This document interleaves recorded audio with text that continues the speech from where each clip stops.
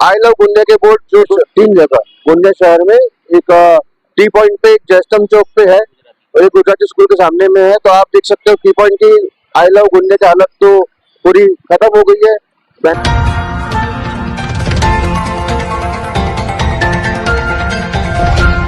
गोंदिया शहर बन चुका है राजस्थान कोटा का दूसरा शहर। जी हाँ, इसलिए ये कह रहे हैं हम लोग कि गोंदिया शहर में आप जिधर भी देखोगे उधर भी कोचिंग क्लासेस के रिजल्ट के बैनर दिख रहे। चारों दिशा में अगर आप जाते हो, तिरोड़ा, आमगांव, गोरेगांव, उसी तरह जो बालाघाट, जिस भी रोड पे जाओगे उस रोड पे आपको कोचिंग क्लासेस के रिजल्ट के बैनर बड़े पैमाने पे लगे दिख रहे। उसी तरह अगर बात करते हैं गोंदिया शहर की, तो गोंदिया शहर में भी इतने बड़े पैमाने पे बैनर दिख रहे हैं जैसे कि 101% रिजल्ट गोंदिया शहर का आया होगा। और गोंदिया शहर के लगभग गोंदिया जिले के ज्यादा से ज्यादा बच्चे मेडिकल और इंजीनियरिंग में रैंक हासिल किया, ऐसा ही लग रहा है। उसी तरह गोंदिया शहर में इतने होल्डिंग लगाए गए हैं, अवैध रूप से लगाए गए हैं, क्या लगाए गए हैं, इलेक्ट्रिक पोल पर लगाए गए, क्या लगाए गए, इसीलिए जो एक निवेदन दिया गया है शिवसेना के युवा शहर अध्यक्ष ने। आइए उनसे जानने का प्रयास करेंगे निवेदन देने का क्या मकसद है, क्या बताएंगे। जिस तरह आप लोगों ने निवेदन दिया गया, कुछ कोचिंग क्लासेस को, कुछ कलेक्टर ऑफिस में निवेदन दिया गया, कुछ शिक्षा विभाग में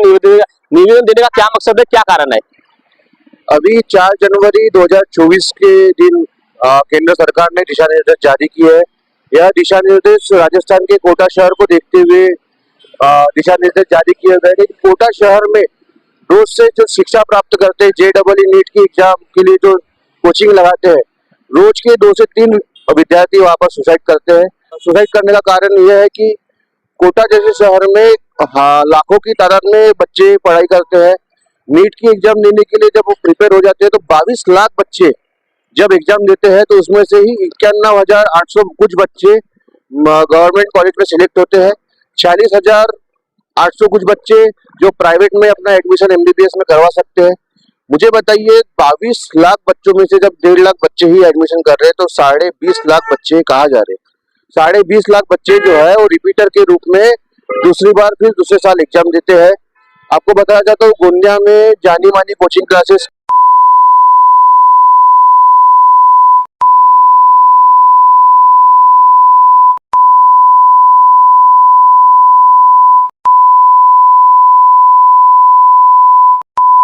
जैसी कोचिंग क्लासेस है, 8 से 10 कोचिंग क्लासेस अभी गोंदिया के टॉप में चल रही है।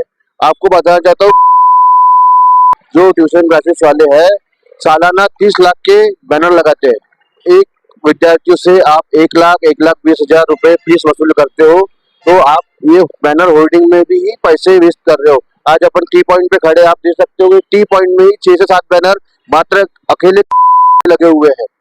मैंने जब नगर परिषद में एप्लीकेशन लगाई कि दिसंबर और जनवरी में कितना टैक्स वसूल किया गया, तो मेरे को प्राप्त हुई कि 66,400 कुछ रुपए नगर परिषद ने ट्यूशन क्लासेस वालों से वसूल किए हैं।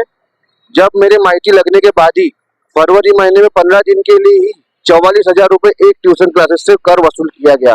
यानी इसमें आपको बताना चाहता हूँ कि नगर परिषद भी इस सभी बैनर फ्लैक्स लगाने वाले लोगों से, नगर परिषद के अधिकारी भी लुप्त है।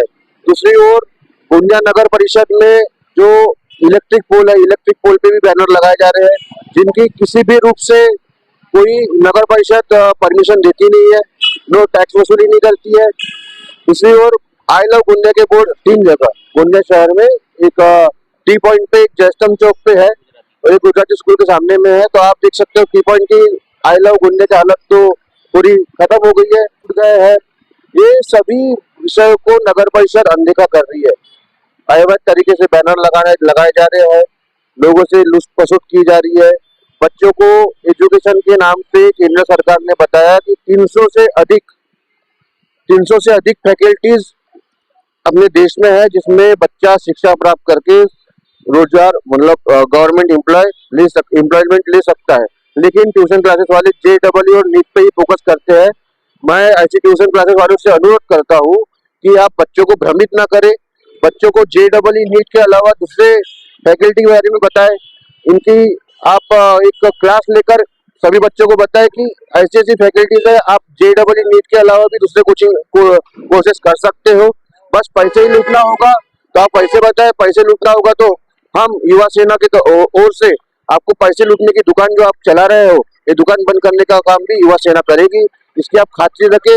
ये निवेदन मैं कलेक्टर साहब के संज्ञान में भी डालने वाला हूँ। सोमवार को कलेक्टर साहब को ज्ञापन देने वाला हूँ कि जो अवैध रूप से जो व्यापार हो रहा है, जो होल्डिंग का व्यापार हो रहा है, इस पे रोक लगाई जाए।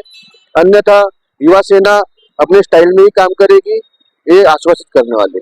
आपकी जल्द से जल्द अगर मांगे पूरी होगी तो आप लोग की आगे की भूमिका क्या रहेगी? मैं एक लेटर शहर के थानेदार सूर्यवंशी साहब को भी देने वाला हूँ।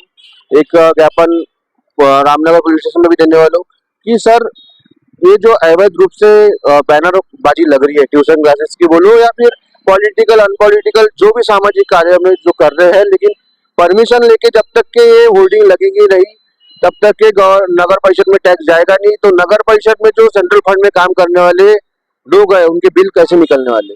क्योंकि नगर परिषद आज भी रो रही है। 2 साल से प्रशासक राज होने के बाद में भी नगर परिषद माइनस रूप में जा रही है। आपको बताना चाहता हूँ कि 18 लाख रुपए इस स्ट्रीट लाइट के भी नगर परिषद के ऊपर बकाया है। 2 दिन पहले सिविल लाइन श्रीनगर ऐसे क्षेत्रों की स्ट्रीट लाइट भी रात के समय में बंद थी। नगर परिषद जल्द से जल्द इन सभी चीजों पे अपना ध्यान केंद्रित करे। नए मुख्य अधिकारी साहब भी चार्ज लिए, लेकिन वो छुट्टी पे चले गए, मंगलवार के दिन आने वाले हैं। उनको भी सभी चीजों से हम उनको संज्ञान में लेने वाले कि सर, ऐसी ऐसी चीजें हो रही है।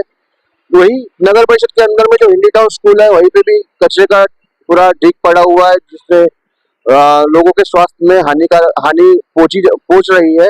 ऐसी सभी मुद्दों को लेके हम नगर परिषद सीओ का भी घेराव करेंगे।